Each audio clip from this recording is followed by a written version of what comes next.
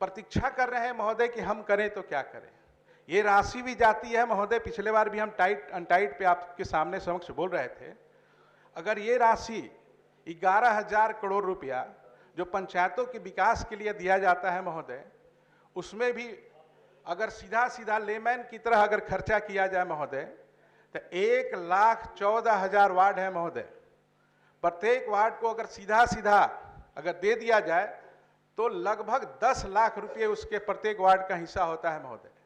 लेकिन आप सच्चाई जान करके हैरान हो जाएंगे महोदय कि 10 लाख एक वार्ड में तो छोड़ दीजिए महोदय, एक वर्ष में एक पंचायत में 10 से 15 लाख रुपया जाता है।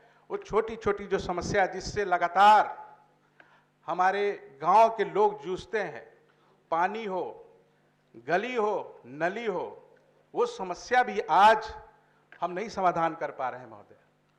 वो पंचायत प्रतिनिधि चुनाव जीत करके आए और इसलिए जीते हैं कि उनकी छोटी छोटी समस्या दूर हो, लेकिन कुछ ऐसी व्यवस्था हमारे बीच में आ गया है महोदय, टाइड अनटाइड। एक कह तो दिए कि पंचायत में 1,40,00,000 रुपए प्रति वर्ष पंचायत के विकास के लिए राशि जा रहा है महोदय, लेकिन उस जो मूलभूत सुविधा है उसके लिए 10 लाख रुपया भी नहीं है महोदय। ये गंभीर विषय है, इस पर महोदय सबको विचार करना चाहिए।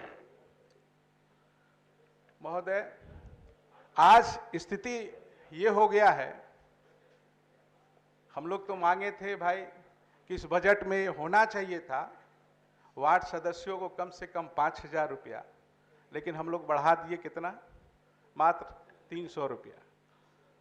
मुखिया जी के लिए हम लोग 10 लाख मांगे, जिला परिषद महोदय के लिए 20,000 रुपया मांगे, 10,000। आज इतना निराशा है महोदय कि आप लगातार देखते होंगे कि वार्ड सदस्य सामूहिक रूप से इस्तीफा देने के लिए तैयार है। और ठीक उसी राह पे हमारे तमाम मुखिया, हमारे अपने क्षेत्र की बता रहे हैं महोदय, लगभग 550 पंचायत है, उसमें 400 मुखिया हमारे पास आए और कहते हैं रिंकू जी हम लोग चाहते हैं कि एक बार पटना में चल के सामूहिक इस्तीफा दे दें।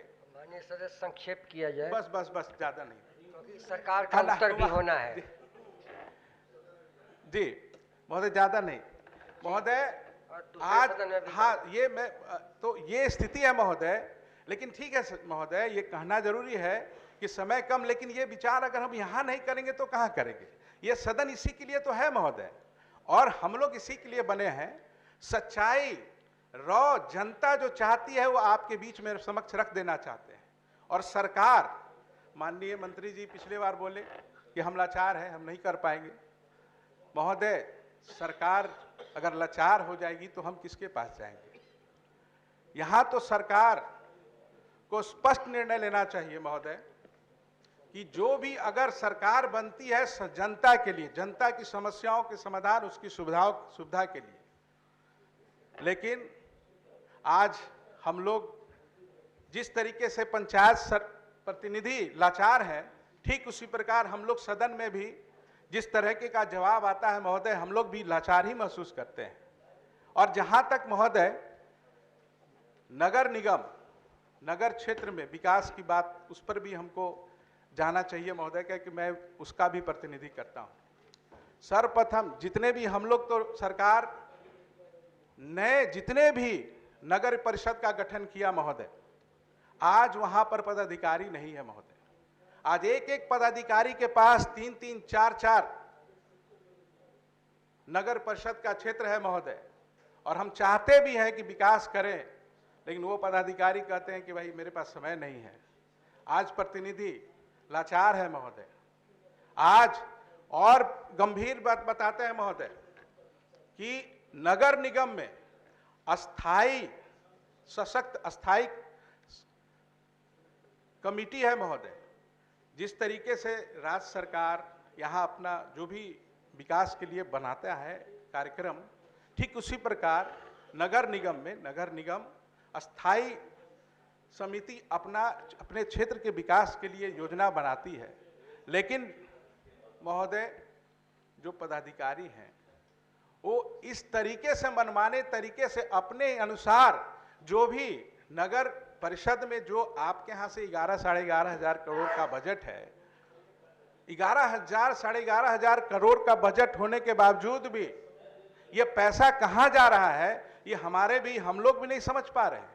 ये जस्ट लाइक महोदय, हम लोग बचपन में हवा मिठाई बचपन में हम लोग देखते थे कि भाई 10 रुपया 5 रुपया में इतना बड़ा होता था, जब मुंह में जाता था पता ही नहीं चलता था कि वो मिठाई गया कहां। ठीक उसी प्रकार पंचायतों के विकास के लिए 11,000 करोड़, नगर के लिए 11,500 करोड़, वो पैसा कहां जा रहा है ये हमको समझ में नहीं आ रहा है महोदय। ये विषय है महोदय, ये हम सब के लिए ये सोचने के लिए गंभीर विषय है महोदय।